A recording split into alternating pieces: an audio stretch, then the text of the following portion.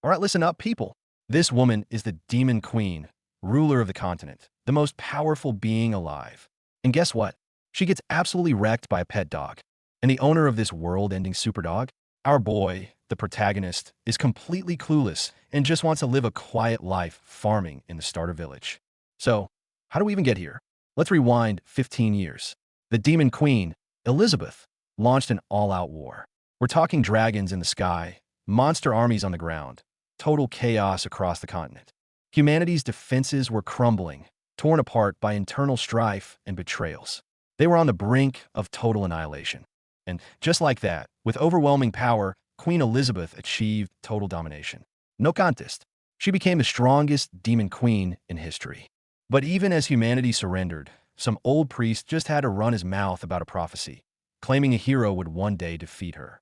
Before he could finish, the human prince, who'd already switched sides, kicks him to the ground. Talk about a traitor. Turns out this prince is a real piece of work. He betrayed his own father and sold out his people just to get on the queen's good side. Still, that word, hero, caught the queen's attention. She grabs the old priest, demanding to know everything about this prophesied challenger. The priest tries to hold out, but under pressure, he finally spills the beans. The legend says only the prophesied hero can pull out the holy sword. Alpha. Hearing this, the queen isn't scared at all. She's amused. She goes to the sword herself and is like, all right, interesting. I'll just wait here for this so-called hero to show up. Now it's confidence. And so, 15 years fly by. Under the queen's rule, the world actually becomes a pretty peaceful place. Different races are living in harmony, and they're even throwing festivals. Life got so good that people actually formed an anti-hero alliance, protesting the hero from the prophecy. Meanwhile, our queen has been waiting patiently for 15 years, and still no hero. Her subordinates can't find a single lead. They gossip amongst themselves that the queen isn't afraid at all. In fact, she's actually excited for the challenge, studying every magic tome on the continent just to prepare for the fight. Even her elven subordinate is getting fed up, complaining that the prophecy is total nonsense and that the hero should just drop dead already. And get this, that stubborn old priest from before? He's now the president of the Demon Queen's official fan club and the head of the Anti-Hero Association. He leads chants of reject the hero, support the queen. You can't make this stuff up. Finally, the queen's patience runs out. She confronts her underling one last time, demanding to know where this prophesied hero is hiding. That traitor prince tries to suck up to her again, but she's not having it. She just smacks him across the room and yells, "Get lost." Yeah, she's definitely done waiting. I mean, look at her. She's at the pinnacle of power, waiting for this legendary hero to challenge her and become a stepping stone for her fame. But the guy's a total no-show. The more she thinks about it, the angrier she gets. Where are you? Fine, if you won't come to me. Then I'll come to you. She decides to pull out the holy sword herself, the one only the hero is supposed to wield. Her subordinates are freaking out, begging her to stop. But this is the Demon Queen we're talking about. She's the strongest being alive. You think a little magical sword is going to stop her? Think again. With a massive surge of power, she yanks the sword from its pedestal, unleashing an explosive wave of energy. Holding the holy sword, she scoffs. Ha! Who said only the hero could pull this out? And with its power, she instantly pinpoints the hero's location. Yo, so you're hiding over here, huh? The queen activates a forced teleportation spell, ready to drop in on the hero unannounced. That simp prince tries to tag along, but of course he gets left behind. Look at him, crying his eyes out. It's both pathetic and hilarious.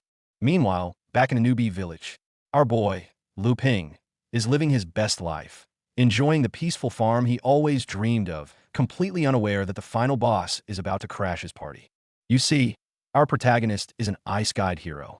In his past life, he was just a regular office worker whose only joy was watching short videos about farming and simple living. And then, bam, he got transported to this world. But instead of wanting adventure, all he wanted was to finally live that quiet life for real. The moment his newbie training was over, the system prompted him to go on an adventure, slay monsters, and defeat the Demon King. But our boy was just like, things are pretty good right now. Why do I have to leave?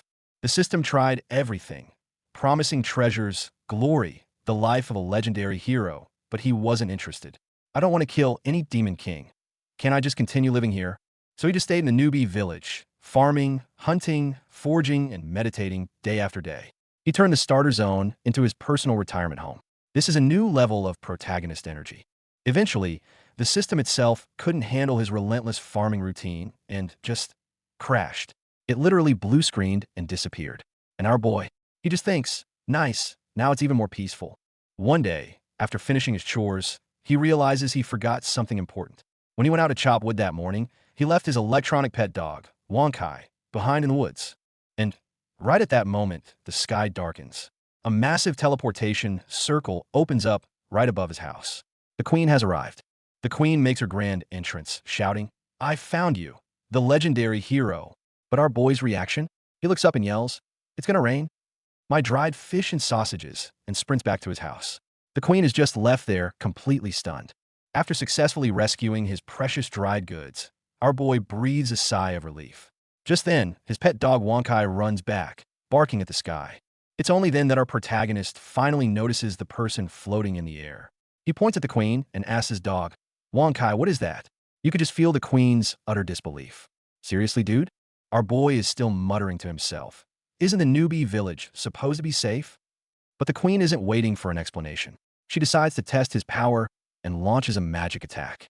Just when our hero thinks things can't get any weirder, they absolutely do. The holy sword Alpha literally flies right into his hand. Our boy freaks out, "Whoa, something just flew into my hand." But from the queen's perspective, this is undeniable proof that he is the hero. The misunderstanding is now complete. The queen goes full final boss mode, declaring his end. Our boy is panicking. The demon queen, why is the final boss in the starter village? All the while, Wonkai is barking its head off at her. The queen unleashes her ultimate abyss magic, a world-ending spell that turns the entire sky purple. Our boy thinks he's done for. A total noob forced to fight the final boss right at the start? It's game over. He feels like he has no choice but to accept his fate. In what he believes are his final moments, he calmly closes the door to his little house, saying a silent goodbye to the peaceful life he loved. Then, he turns to face her and says, "Come at me with all you've got." The queen hears this as the ultimate act of arrogance. Unbelievable. Arrogant bastard. D. But when the purple energy clears, it's not our hero standing there. It's his dog. Wonkai stands completely unharmed, its eyes glowing blue as lines of code flash across its body. It turns out, this seemingly normal electronic pet dog is the real hidden boss. Calculation complete. Engaging battle mode. And with a single blast of energy, the most powerful demon queen in history gets absolutely wrecked by a dog. And yep, that brings us right back to the beginning. You can't tell me this isn't the craziest story ever.